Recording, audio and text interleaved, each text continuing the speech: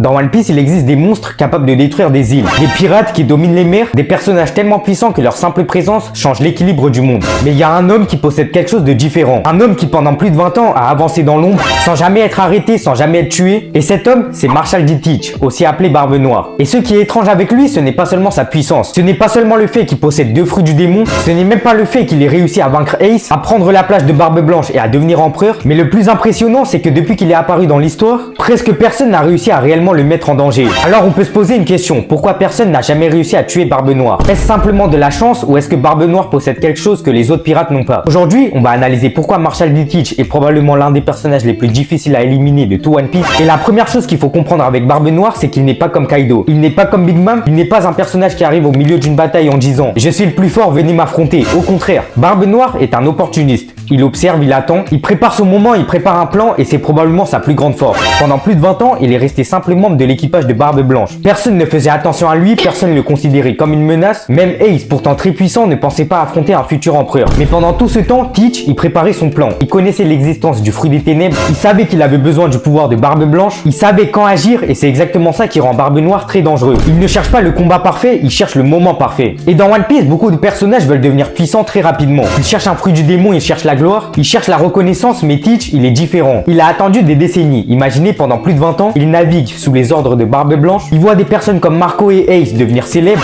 mais lui, il reste dans l'ombre. Il accepte d'être inconnu. Pourquoi? Parce qu'il sait que son moment viendra. Et ça, c'est une qualité extrêmement rare dans le monde de One Piece. La plupart des pirates, ils veulent prendre des risques, mais Teach, lui, il attend que le monde lui offre une opportunité. Et quand cette opportunité, il arrive, il frappe. Un autre élément très important est son comportement. Barbe Noire, il évite toutes les situations où il pourrait mourir. Regardons par exemple son parcours. Quand Ace, il vient l'affronter, il ne fuit pas parce qu'il est faible, il fuit si nécessaire. Mais il sait que cette victoire pourrait changer son destin, alors il prend le risque. Quand il affronte Barbe Blanche, il n'y va pas seul. Déjà, il attend que Barbe Blanche soit gravement blessée après la guerre de Marineford. Pourquoi? Parce que Teach n'est pas quelqu'un qui cherche un combat équitable. Il cherche une victoire, et c'est aussi pour ça qu'il est encore vivant aujourd'hui. Il ne donne presque jamais à ses adversaires une vraie occasion de le tuer. Et le Yami Yami no Mi est probablement l'une des raisons principales pour lesquelles Barbe Noire est si difficile à vaincre. Ce fruit du démon, il possède une capacité unique. Il peut absorber et annuler les pouvoirs des autres fruits du démon. Cela signifie que beaucoup de personnages extrêmement puissants perdent leur plus grande arme face à lui. Et dans un monde où les fruits du démon sont souvent la source principale de puissance, c'est un avantage énorme. Un utilisateur de Logia, Teach peut le toucher. Un utilisateur avec une capacité spéciale, Teach peut neutraliser son pouvoir. Mais bien sûr, son fruit, il possède également des défauts. Il ressent plus les attaques, il prend les dégâts normalement, mais son avantage, il reste immense. Après la mort de Barbe Blanche, Teach, il réalise quelque chose d'impossible. Il obtient le pouvoir du Gora Gora no Mi, le fruit du tremblement. Un pouvoir capable de provoquer des séismes gigantesques. D'ailleurs, selon Sengoku, ce pouvoir, il possède une puissance capable de détruire le monde. Donc Barbe Noire, il possède une combinaison unique. Le pouvoir des ténèbres et le pouvoir des tremblements. Deux pouvoirs qui n'ont strictement rien à voir. Et c'est justement ça qui rend sa victoire difficile à imaginer. Comment vaincre quelqu'un qui peut annuler tes capacités, tout en possédant lui-même une puissance capable de détruire le monde. Et une erreur que beaucoup font, beaucoup de personnes pensent que Barbe Noire est dangereux uniquement grâce à ses fruits du démon. Mais ce n'est pas la vraie raison. Son plus grand avantage, c'est ses connaissances. Teach, il semble connaître des choses que beaucoup de personnages ignorent. Il connaissait l'existence du Yami Yami no Mi. Il connaissait les règles des fruits du démon. Il savait que le pouvoir de Barbe Blanche pouvait être obtenu. Il connaît certains secrets du monde. Et son comportement montre qu'il comprend l'histoire mieux que la majorité des pirates. C'est un personnage qui ne joue pas seulement avec la force, il joue avec l'information. Et un autre détail très important concerne Shanks. Avant même que Barbe Noire devienne célèbre, Shanks, il connaissait déjà sa dangerosité. Il porte une cicatrice sur son visage causée par Teach et il explique à Barbe Blanche qu'il ne l'a pas obtenue parce qu'il ne faisait pas attention. Il dit clairement qu'il connaît la vraie menace que représente Teach. Et cela veut dire quelque chose de très important. Shanks,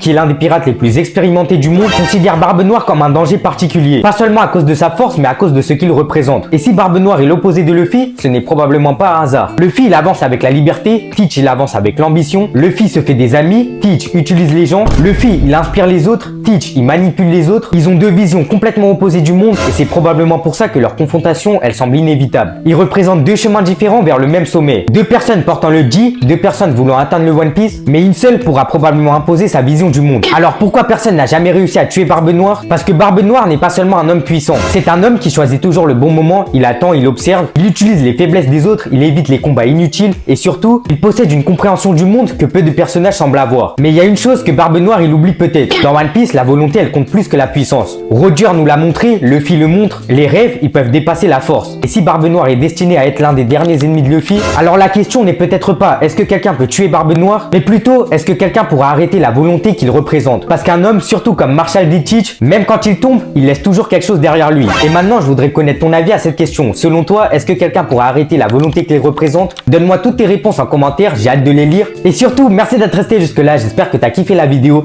Si c'est le cas, pense à la liker, à t'abonner et surtout à activer la cloche de notification pour ne rien rater des prochaines vidéos. Nous, on se retrouve très bientôt pour de nouvelles vidéos. En attendant, prends soin de toi, au revoir.